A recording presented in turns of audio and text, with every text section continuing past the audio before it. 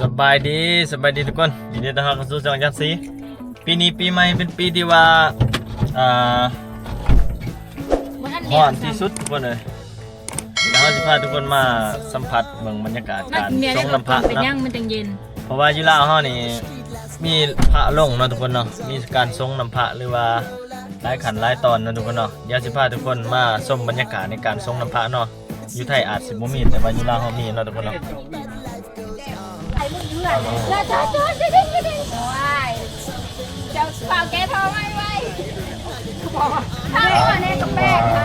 ตอนนี้ทีมงานเรากำลังออกเนาะจากรถได้เข้าไปวัด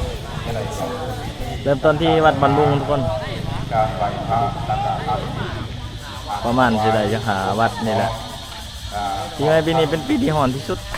เกี่ยวกับการลงยาสิลองลงทุกคนลงไปทรงน้ำพระอยู่วัดบรรบุงแล้วก็จะต่อไปยักษ์สีหาวัดหรือว่าอะไรเก่ายิ่งดีนะทุกคนเนาะทีมงานเรากับสีหาคน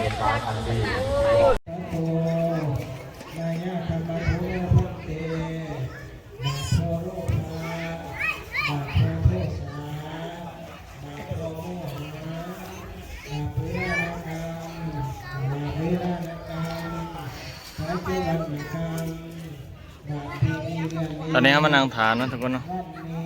นั่งฐานซ้ำเขาสวดแล้วเขาก็จะคอยทรงน้ำพระวัดแห่งแหลกวัดทำอิฐทุกคนเลยนี่สวยงามที่สุดปีนี้เขาอยู่กลางดอนทุกคนเลยซึ่งปีกายเนี่ยเขาก็ได้มากขึ้นกันเนาะปีกายได้เก่าวัดมาหัวปีนี้สิได้จังหวัดทุกคนเลย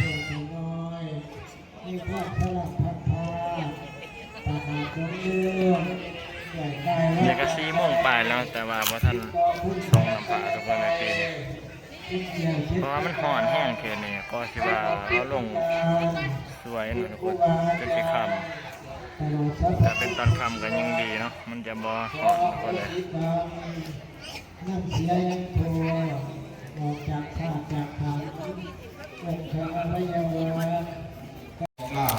วันนี้ก็เป็นแลนด์มาร์คอีกวันหนึ่งเนาะทุกคนที่ว่า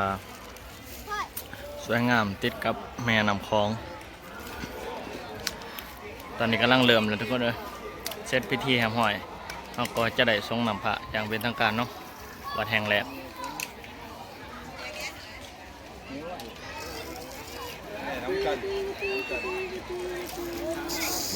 มีบุตรเบียร์เนาะ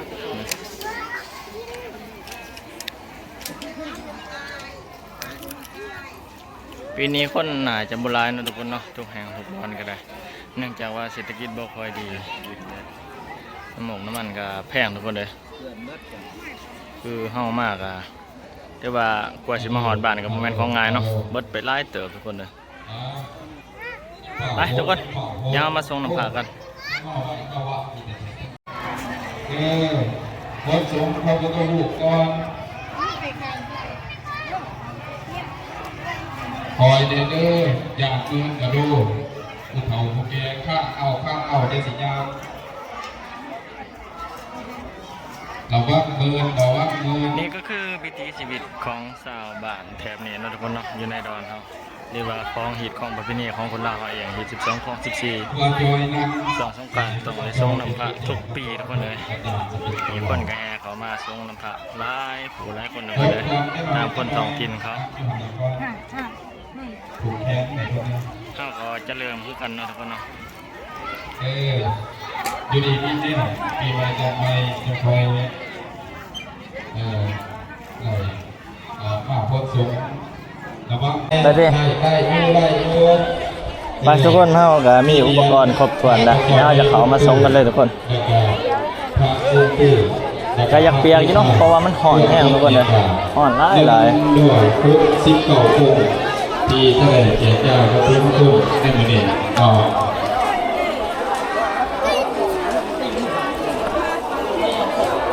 ทุกคนไลฟ์เลยทุกคนได้คนเดียวพ่อเด้อได้ถอยออกได้เด้อ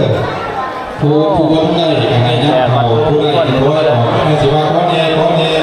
อีกพ่อเอาเริ่มต้นทุกคนเอาผู้ละก้ม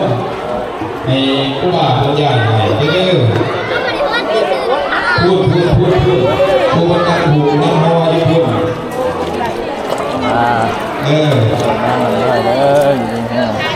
ซ้ำหลวงพ่อสุริยันขบบ้านขบจอย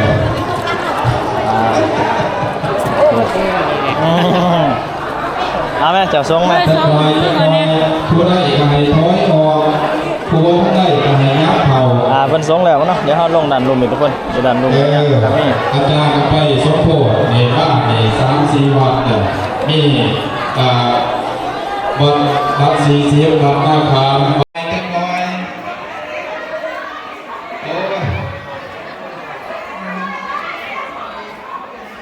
ได้เพื่อทุกคนอยู่ได้เพื่อทุกคนอยู่เพื่อทำของพูดบอกต้นเดียนนะบอกเด้อ ไป เราเลี้ยงค่ะเพื่อเลี้ยงใหญ่ เขาเลยเป็นคำพูดคำพูดเรื่องสร้าง เดี๋ยวเขามาลองทุกคนเอาห้องค้างเขาจะได้อยู่เดี๋ยวมาลองห้องค้างเขาจะได้อยู่ ผู้ใดก็ให้ถอยออกผู้ท่านใดก็ให้ยับเขาเอาองค์เดียวพ่อเอาองค์เดียวพ่อ โอ้คนหลายเลย ได้เลยค่ะไปพระผู้ใดชอบจะได้ดีแน่ น่าจะบ่ได้ทุกคนเลยว่าหลายโพด พระในญาติปีใหม่เดือนใหม่สิบห้าคนเข้าสมผู้อาจารย์ผู้พ่อพ่อแก่ใหม่ผู้ใดการถอยออกผู้ใดการถอยออก เอาจะได้เป็นคนหลาย ผู้ท่านใดก็ให้ยับเขา จะได้ ใจเย็นใจเย็น น่าจะบ่ได้ทุกคนเลยประชากรหลาย ว่าต่างๆหูรักเอาเลย มีคนยิบไปนั่งก็เลย ตีสตาร์ทค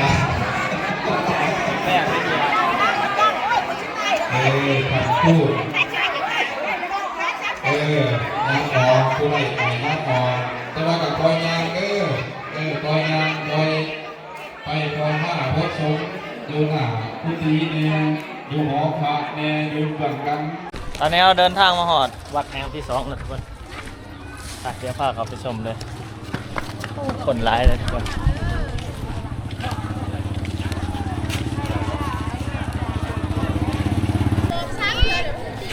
นี่ก็เป็นวัดอีกแห่งหนึ่งเนาะที่ว่างามสวยอยู่ในดอนแห่งนี้หลายวัดนะทุกคนเนาะดอนแห่งนี้เพราะว่ามีลูกศิษย์ลูกหาหลายทุกคนศรัทธาก็สิว่าเดี๋ยวจะมาสงฆ์น้ำพระ ทายว่าหูไปอย่างนี้ มาสิทายให้ไปสงฆ์น้ำพระก่อนซะใช่แนวนั้นเด้อ ทายว่า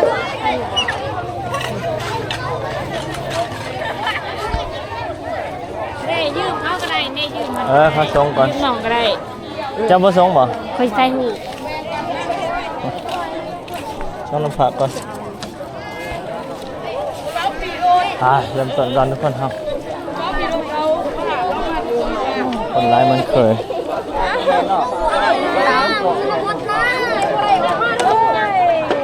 โอ้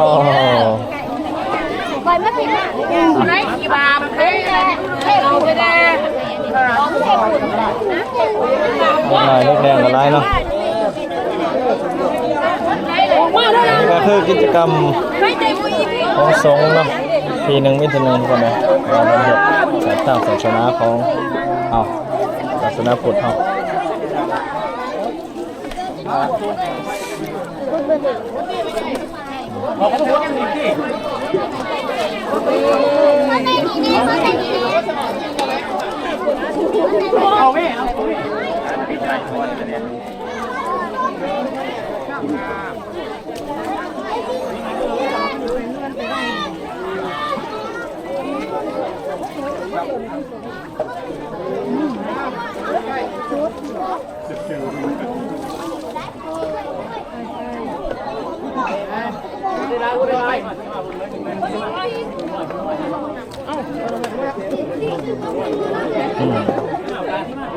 มันเยอะ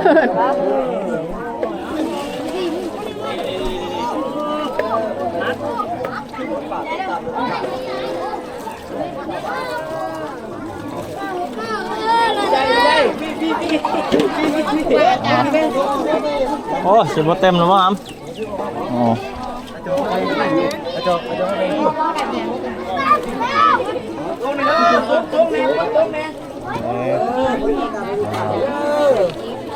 ไ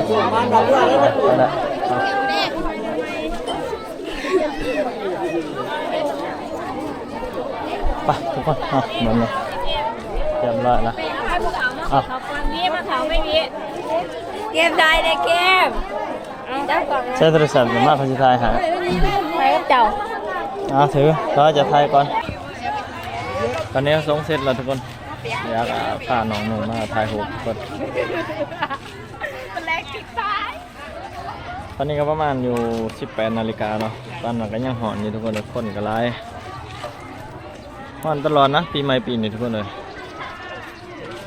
เดี๋ยวจะไปต่ออีกวัดที่3ที่4ที่5หอด7เนาะแต่ว่าบ่หอดแต่จะเอาเพียงหาทุกคนเลยในหมู่บ้านนี้เราได้พระทุกคนเลยจึงเขาหายเนาะไปหยาดเอานะก็ถือว่าโดนเถิบไปถารอคิวจักเท่าไรชั่วโมงเพิ่นไปถาเอาเนาะกาซิมาเว้าเลยเนาะบ้านนี้เฮาได้ไปเพียงแต่3วัดเท่านั้นทุกคนเลยเนื่องจากว่าคำก่อนทุกคนก็สิว่าคำไว้วันบัดนี้กล้องเฮาก็เปียกแน่เนาะถือข้าวโฮดก็เลยว่าบ่ได้ถ่ายให้เบิ่งซ้ำมามื้อนี้ก็เลยมาบอกทุกคนว่ามื้อนี้อยู่แถวนี้นี่เขาบ่ค่อยนิยมเนาะสงน้ำพระกันหลายๆวัดบ่คือแถวบ้านทุกคนเอาพระลงประมาณอยู่3ชั่วโมงหรือ2ชั่วโมงเขาก็เอาขึ้นเนาะเพราะว่ามันเคยมีประวัติพระเสียทุกคนเขาบ่ได้ไหวหมดคืนคือแถวเขตบ้านเนาะเอาเฉพาะที่จำเป็นเขาก็ได้เนาะแต่ว่านี่เขาเอาเขาเบิดสู่อันสู่แนวเลยบ่จงไว้ให้คนที่ว่าเลาะมหาสงฆ์แต่ละบอนไว้หน่อยเลยเนาะนี่เฮาได้แต่เพียง3วัดแล้วก็คำมันนี่มันบ่มีวัดที่ว่าเขาพาลงให้จนเบิดเนาะมีแต่เขาเอาลงแล้วเขาก็เอาขึ้นเพราะว่าว่านนี้หันมันคำโพดทุกคนลงคำโพดก่อนสิว่าก็เลยว่าบ่ได้สงจนเบิด